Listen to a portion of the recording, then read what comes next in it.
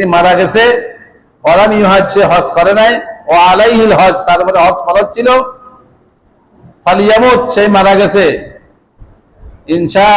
ইয়াহুদিয়া ওয়া ইনশা নাসরানিয়া, সে ইহুদি হয়ে মারা যাক, নাসরানি হয়ে মারা যাক, আমার কিছু আসে যায় না, আমার কিছু আসে যায় না। তো আমরা যদি ফরজ হওয়ার সাথে সাথে বাইরে যাই, হতে মারা যাইলেও মকবুল হজের সওয়াব দিবেন আল্লাহ পাক।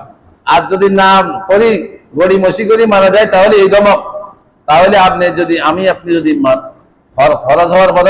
আরো 5 বছর 10 বছর আরো বিভিন্ন লাইন হওয়ার চিন্তাধারায়